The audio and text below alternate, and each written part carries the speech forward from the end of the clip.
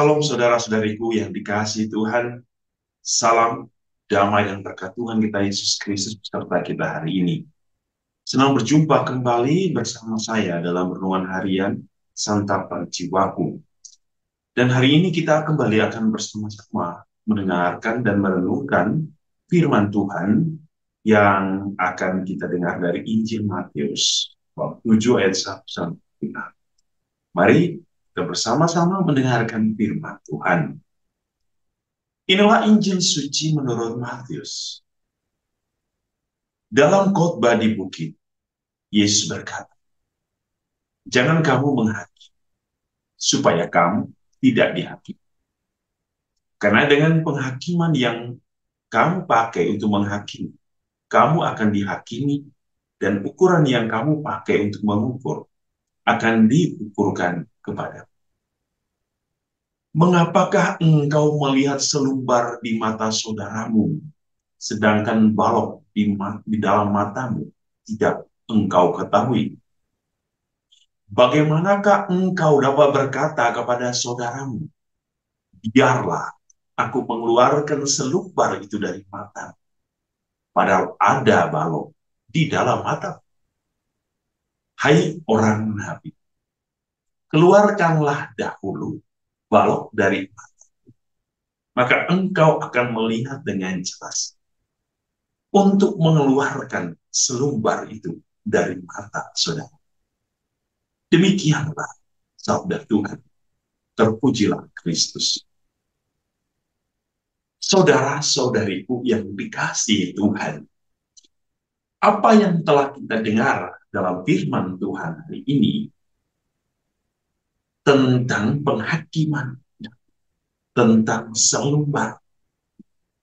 Yesus dalam bacaan hari ini sesungguhnya mau menekankan beberapa poin yang bisa membantu kita untuk merenungkan firman ini. Yang pertama, Yesus mengajak kita untuk saling membantu satu sama lain di dalam kesalahan. Apa yang mau Yesus sampaikan? Jauh lebih mudah kalau kita menuntun orang lain supaya orang lain itu berjalan pada jalan kebenaran daripada kita lebih mudah untuk mengkambing hitamkan orang lain atau menyalahkan atau menghakimi. Bahwa kesalahan akan selalu terjadi dalam hidup manusia karena manusia itu sudah tercemar oleh dosa dan selalu ada kecenderungan untuk jatuh. Jadi di sini Yesus mengajak kita tentu untuk ketika kita melihat orang lain berbuat salah, mungkin jauh lebih baik kita menolong daripada menghakimi. Kenapa? Kadang-kadang cara kita menghakimi itu bisa salah dalam artian bisa membuat perasaan orang lain tersinggung atau bisa menyakiti orang lain. Kenapa? Kadang-kadang penghakiman kita itu sangat subjektif. Poin yang kedua, Yesus mengajak kita untuk bagaimana memberikan waktu hidup kita atau menekankan pada satu sikap introspeksi diri. Jauh lebih mudah bagi kita untuk fokus membenah diri kita, fokus untuk membuat diri kita jauh lebih baik daripada kita terlalu menyibukkan diri kita dengan kehidupan orang lain. Kadang kita lebih mudah menuduh orang lain. Kita lebih mudah mengkambing hitamkan orang lain. Lalu kita lupa ternyata kita jauh lebih banyak, lebih besar. Di sini sesungguhnya bukan berarti bahwa kita membiarkan orang lain berbuat salah, berbuat dosa. Tetapi jauh lebih baik bahwa mari kita membenahi diri kita lebih dahulu.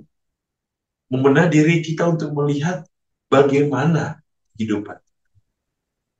Lalu ketika kita sudah mampu keluar dari kehidupan lama, kita menjadi suatu pribadi yang baru, kita diundang untuk apa?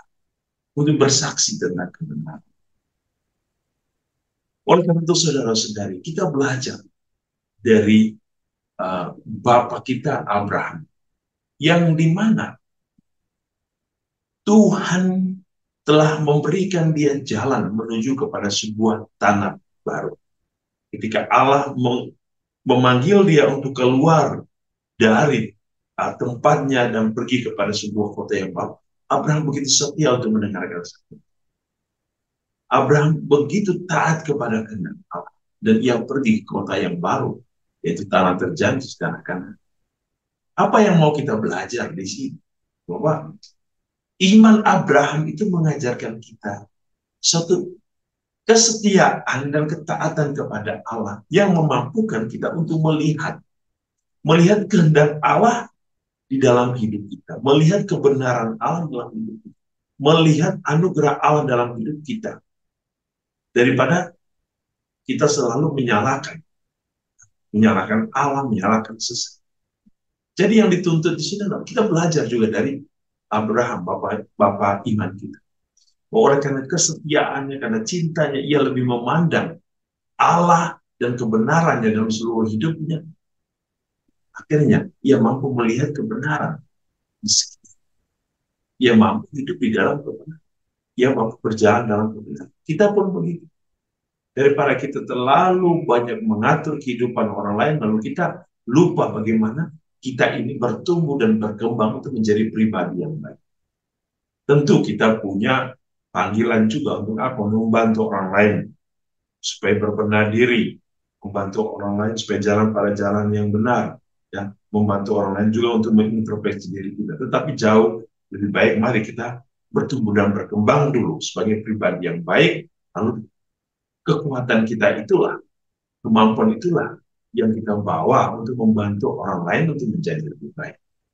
Tuhan Yesus memberkati kita dan semoga kita menjadi berkat orang lain dalam hidup kita, supaya semakin banyak orang berjalan pada jalan kebenaran, jalan Tuhan Yesus. Tuhan memberkati kita dengan berkat yang berlimpah dalam nama Bapa dan Putra dan Roh Kudus.